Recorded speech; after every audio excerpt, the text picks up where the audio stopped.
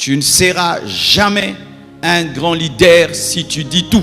Les grands leaders ont des choses qu'ils ne disent pas. Mesdames et messieurs, cette vidéo est pour toi, oui toi, le leader qui cherche à grandir et à impacter ton environnement. Écoute bien. Le pasteur Marcelo Tunasi révèle les 9 secrets d'un grand leader dans cette vidéo. Appel à l'action, abonne-toi maintenant, partage cette vidéo, like et commente pour ne rien manquer de cette révélation puissante. Tu ne seras jamais un grand leader si tu dis tout. Les grands leaders ont des choses qu'ils ne disent pas. Les grands leaders cachent certaines choses importantes. Un leader qui a trop d'amis échouera. Un leader qui a trop de confidents échouera. Vous devez savoir que leader, ce n'est pas toujours celui qui a le titre. Ce n'est pas toujours celui qui a le titre de chef. Parce que tu peux être un chef, mais tu n'es pas un leader. Le leader, c'est celui qui a l'influence sur le groupe. Et précisément, celui qui a l'influence positive. Parce qu'il y a des mauvais leaders qui conduisent les autres dans le mal. Ainsi, tu peux être le chef, mais tu n'influences pas le groupe. Mais celui qui est ton adjoint influence le groupe, c'est lui qui est le leader. Voici 9 secrets pour être un bon leader. Que tu sois politicien, que tu sois pasteur, que tu sois président des départements, que tu sois un papa, une maman, ou que tu sois leader. Voici 9 secrets pour être un bon leader. Néhémie 2, verset 12. Premier secret, si tu veux être un bon leader, un bon chef, tu dois avoir des secrets. Tu dois avoir la discrétion. Tu dois avoir la simplicité. Tu dois dire les choses quand leur temps. Tu ne dois jamais dire une chose avant son temps. Je répète, tu dois être discret. Tu dois avoir de la sagesse, de la simplicité. Tu dois dire les choses quand leur temps. Pourquoi je dis cela? La Bible dit: après quoi je me levai pendant la nuit avec quelques hommes sans avoir dit à personne ce que mon Dieu m'avait mis au cœur. Il avait caché la vision pendant un temps. Il n'avait pas dit à tout le monde, seulement à une poignée de personnes. Il n'avait pas dit aux magistrats, aux grands, aux sacrificateurs, même aux sacrificateurs. Il n'avait pas dit, ce n'était pas encore le moment de dire. Il avait fini par dire, mais il y avait un temps où lui, le leader, devait garder la vision secrète. C'est que Dieu voulait faire secret, le communiquer qu'à une petite poignée sûre. Mais il y avait un temps dans la vie de Néhémie où la vision était secrète. Tu ne seras jamais un grand leader si tu dis tout. Les grands leaders ont des choses qu'ils ne disent pas et qui finissent par dire au temps où il faut dire. Même Jésus a dit: j'ai beaucoup de choses à vous dire, mais vous ne pouvez les supporter. Il a attendu que vienne le Saint-Esprit, la maturité, pour les révéler aux disciples. Un leader sans secret est un mauvais leader. Les grands leaders cachent certaines choses importantes. On te dit quelque chose, il y a des choses qu'on dit et des choses qu'on ne dit pas. Il y a des choses que Dieu te révèle que tu peux dire et d'autres tu ne dis pas. Il y a des choses que Dieu va faire, tu peux dire, mais d'autres tu ne dis pas. Ou il peut te dire, tu vas le dire dans 5 ans, dans 10 ans. Mais si tu veux être un bon père, une bonne mère, un bon chef, un bon ministre, un bon président, un bon pasteur, un bon leader, tu dois apprendre à être sage, à être discret, à avoir des secrets et à ne dire les choses que lorsque tu dois le dire, et tu dois opérer dans la simplicité de la discrétion.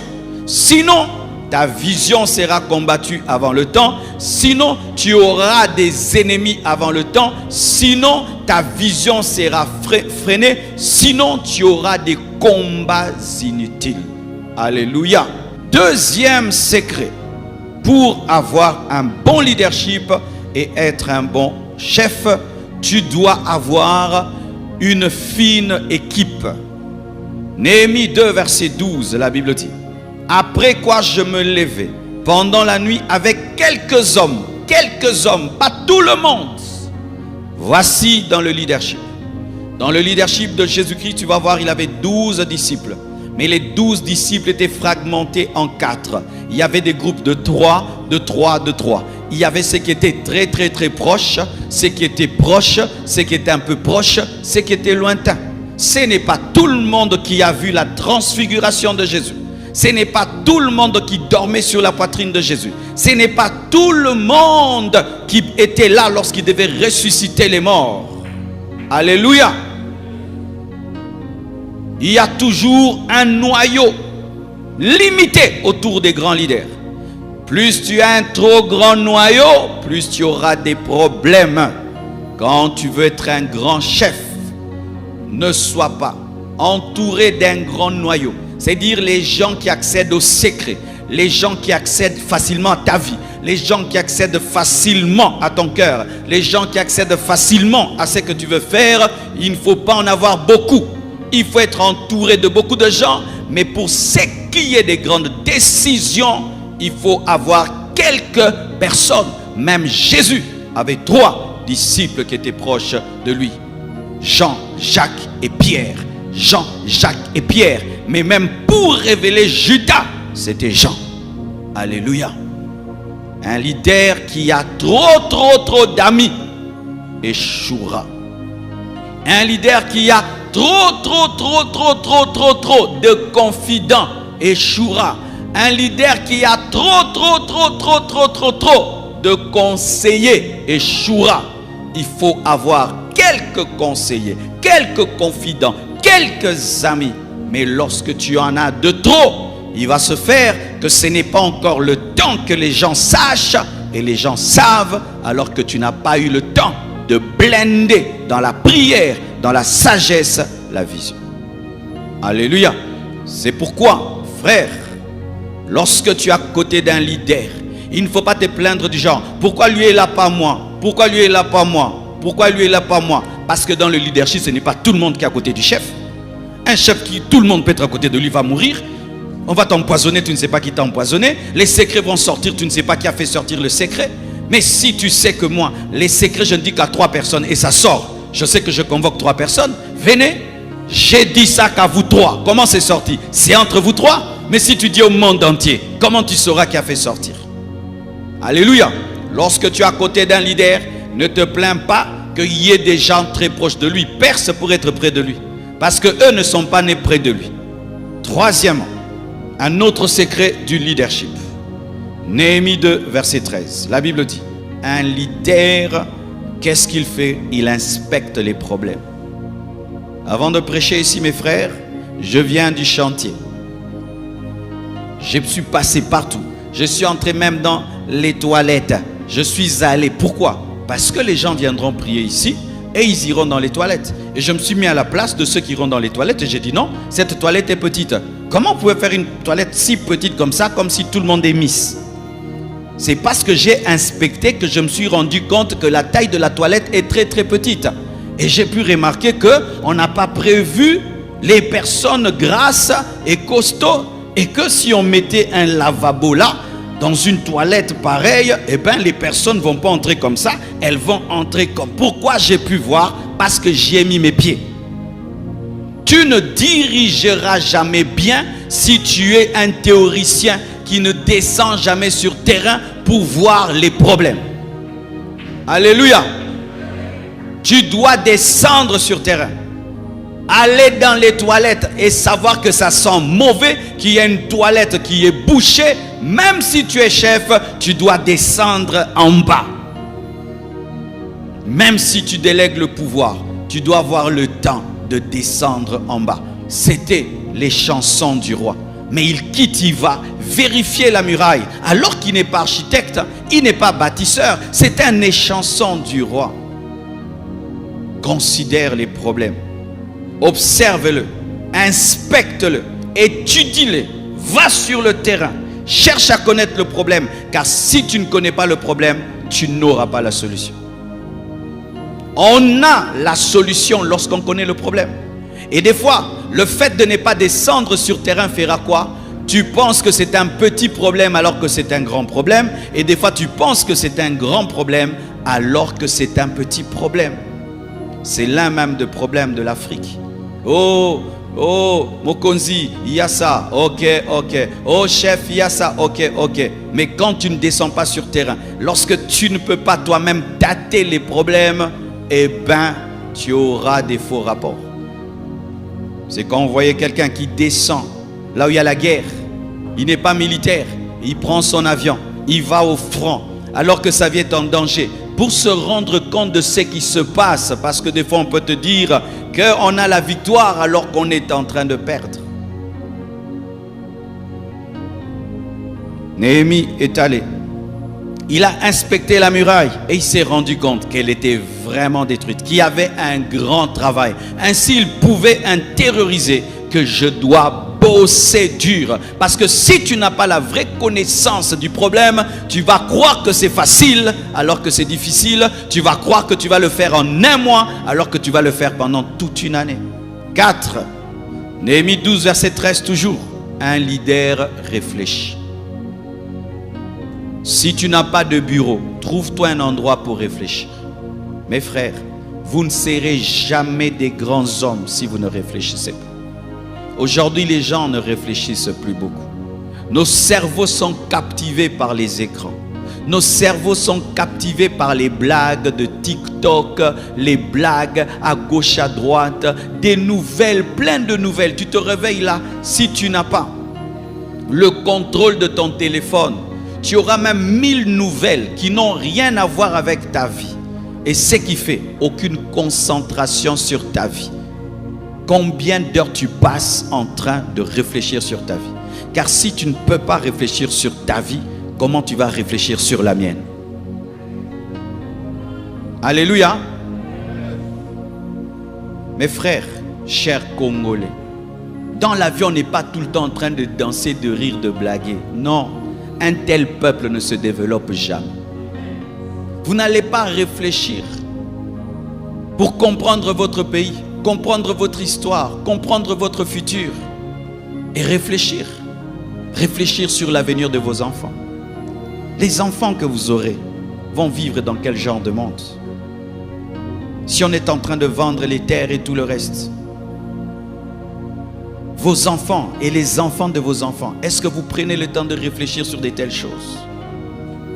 Mes enfants vont vivre où? Dans ce pays? Et s'ils doivent vivre dans ce pays, comment doit être ce pays? Est-ce que vous y pensez? Nous envoyons des vidéos de blagues, on s'envoie des vidéos de blagues, on rigole. La journée passe, tu n'as même pas réfléchi sur ta vie. Tu n'as même pas réfléchi sur comment tu vas lancer ta vie. Tu n'as même pas un plan écrit de comment tu peux lancer ta vie. Tu n'as même pas eu le temps de réfléchir et d'écrire, je vais commencer ici et je vais aller là, et puis là, et puis là, et puis là. Non. On se réveille, on rigole, on blague, on parle des autres, on dort. Ce n'est pas parce que tu es entouré des distraits que tu dois être distrait. Ce n'est pas parce que tu es entouré de médiocres que tu dois être médiocre.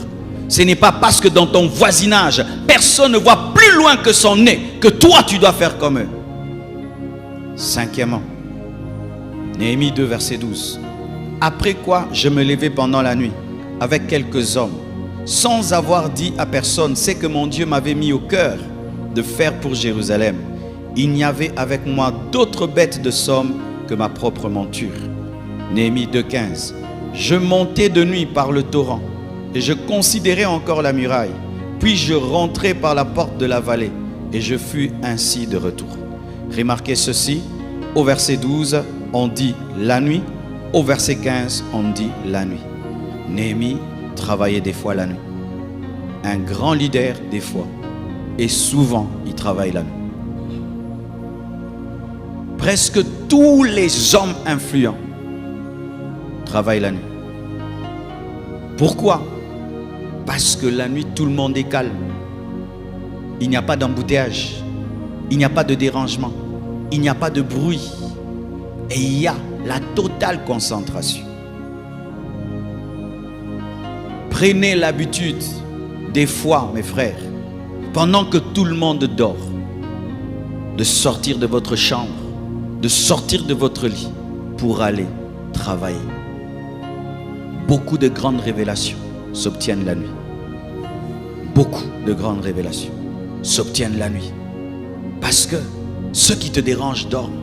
Le commun de mortels dort. Regardez même dans cette ville. Nous avons des embouteillages, n'est-ce pas? Mais quand on commence à aller vers 21h, 22h, 23h, il y a toujours des embouteillages. Si vous ne savez pas, mes frères, même dans ce pays, il y a 2 Kinshasa. Vous savez qu'il y a des gens dans ce pays, pendant que je prêche là, ils dorment. Ils dorment. Quand on arrive à 23h, ils sortent. Parce que là, ils peuvent faire 4 courses. Parce que, frère, en matière d'argent, si tu ne peux faire qu'une course par jour, comment tu vas être riche? Tu quittes ta maison à 7h, tu arrives à 18h. Quand tu rentres, tu es KO. Mais si tu as besoin de rencontrer 4 personnes, comment tu vas faire? Vous allez vous fixer des rendez-vous la nuit. Quand tout le monde dort, quand les hommes normaux dorment et se réveillent, il peut faire 20 minutes, il quitte sa maison, il va en ville, il traite un dossier, il quitte là, il traite un dossier. Essaie un jour de te réveiller la nuit et de rouler. Il y a des voitures qui sortent que tu n'as jamais vues. C'est lorsque eux prennent en main la ville. Il y a des gens, tu ne les rencontreras jamais de toute ta vie. C'est seulement la nuit. Un jour, la nuit, j'ai rencontré quelqu'un. Je ne l'ai jamais vu depuis que je suis dans ce pays. Il sort. Mais quand les hommes normaux dorment, parce que lui n'a pas le temps de durer dans les embouteillages.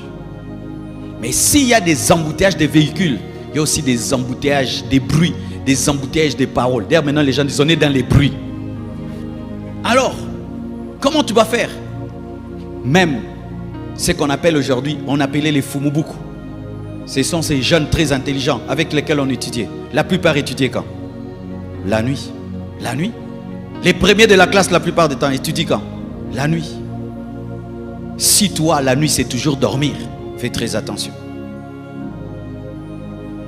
Un basketteur, on lui demande quel est ton secret. Il dit, lorsque les autres arrivent à 6 heures, moi j'arrive à 4 heures. Alors il me trouve déjà avec 2 heures d'entraînement de plus.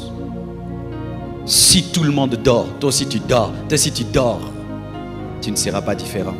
Il y a des temps dans la vie, tu dois sacrifier ton sommeil pour avoir des idées que le bruit te prend. Sixièmement, Néhémie 2, verset 17. Je leur dis alors, vous voyez le malheur, le malheureux état où nous sommes. Jérusalem est détruite et ses portes sont consumées par le feu. Venez, rebâtissons la muraille de Jérusalem et nous ne serons plus dans l'opprobre. Et je leur racontais comment la bonne main de mon Dieu, là maintenant il commence à raconter, après avoir gardé le secret, la bonne main de mon Dieu avait été sur moi et quelles paroles le roi m'avait adressées. Ils dirent, lèvons-nous et bâtissons. Et ils se fortifièrent dans cette bonne résolution. Un bon leader doit être un bon communicateur. Il doit être un mobilisateur. Néhémie voit, après l'observation, que la muraille de Jérusalem est détruite. Et il se rend compte que j'ai vu, mais pour bâtir, il faut que nous soyons nombreux. Il faudrait que j'arrive à convaincre les gens de venir travailler avec moi. Et qu'est-ce qu'il fait? Il va leur parler. Il leur parle de sorte à réveiller leur patriotisme, à réveiller leur amour pour Jérusalem, leur amour pour Dieu, leur amour pour le peuple de Dieu.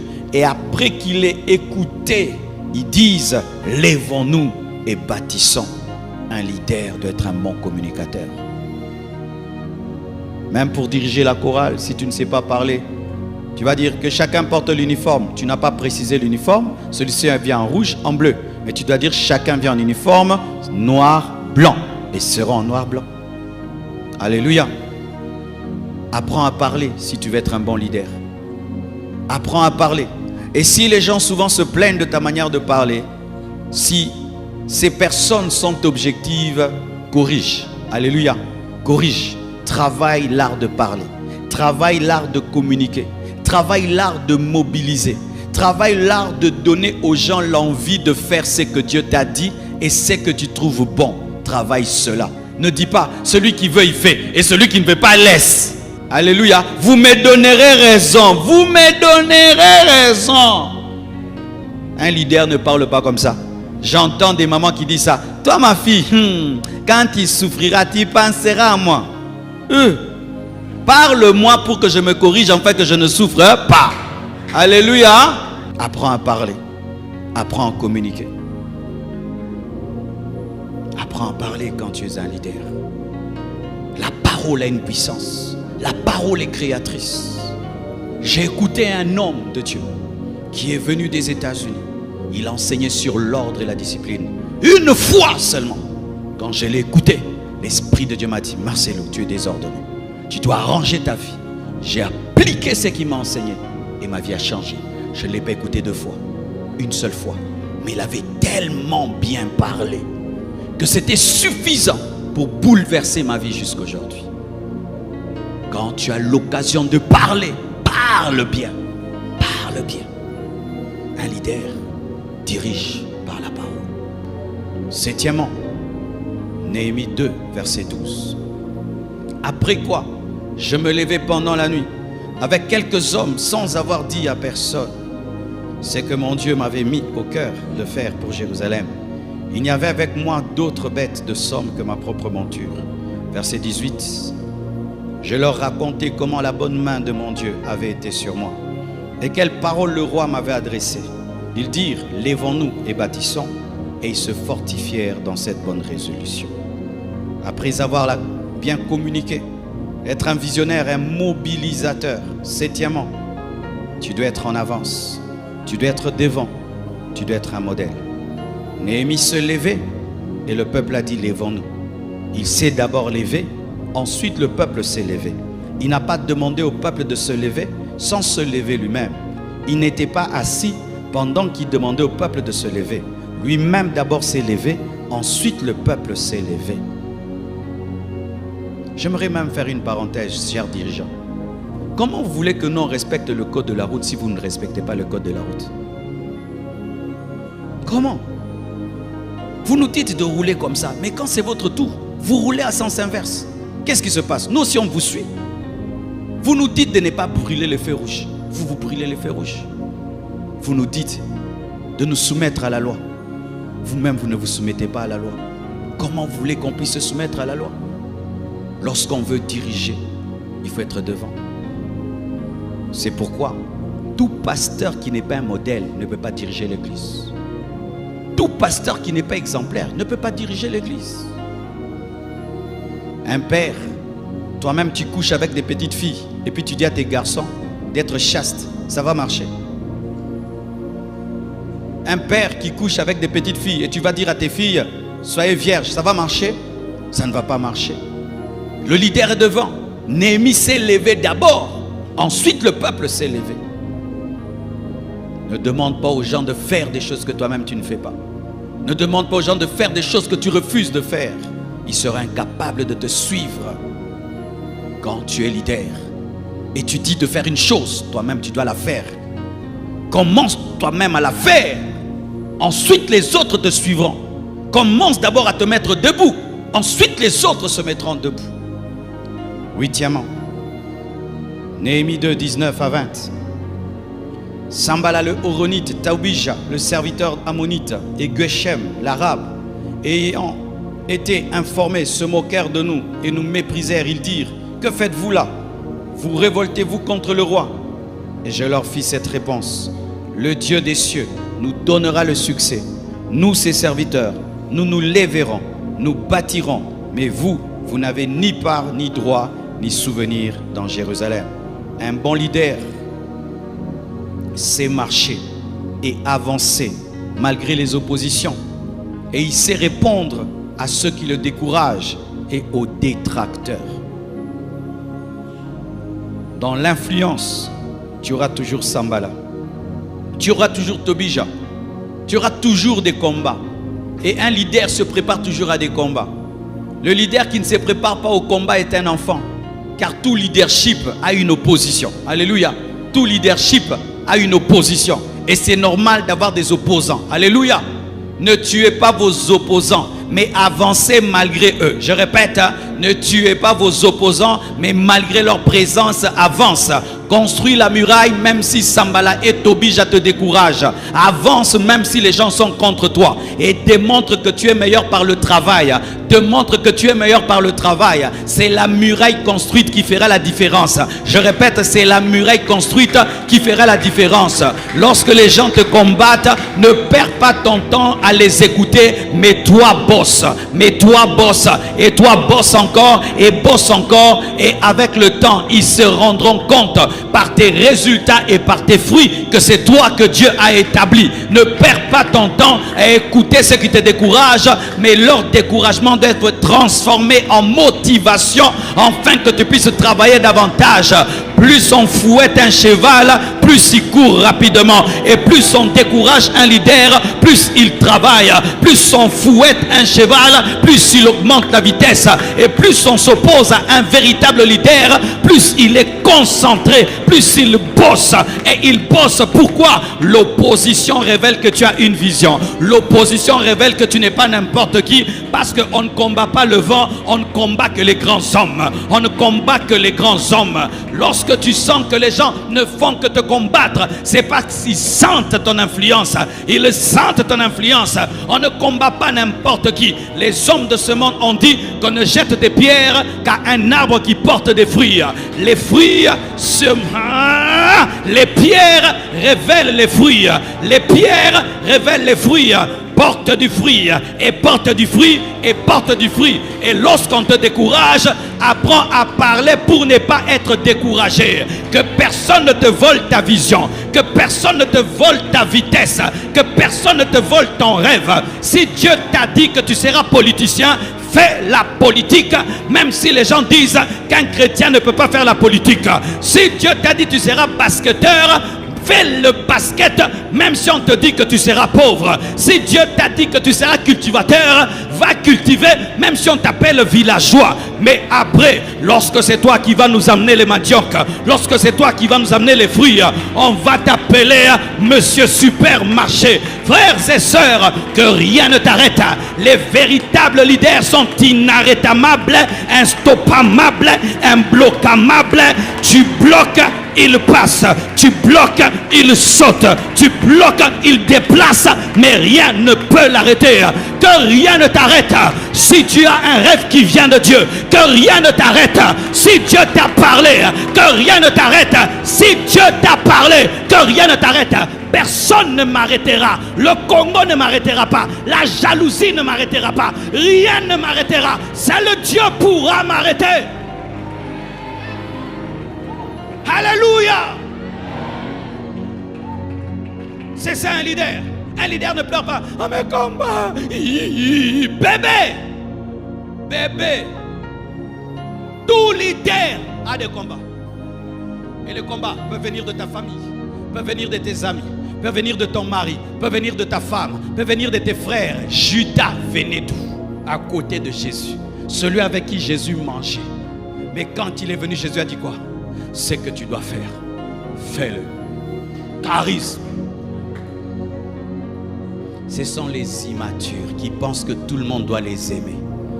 Qui t'a dit qu'on doit t'aimer? Qui t'a dit qu'on doit t'aimer? Tu dois réussir. Je n'attends pas l'amour du monde, mais moi je dois aimer le monde. Je n'attends pas les acclamations du monde, mais je dois réussir. Et je réussirai. Acclamation ou sans acclamation, je réussirai.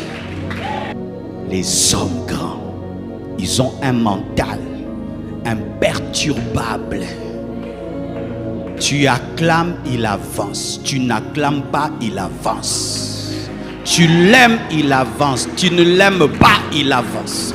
Tu es là, il avance. Tu n'es pas là, il avance. Pourquoi? Il est condamné à avancer. Retiens ceci. Un vrai leader ne naît pas seulement avec des qualités. Il les découvre et les développe en marchant avec sagesse, foi et persévérance. Applique ces secrets dès aujourd'hui et deviens le leader que le monde attend.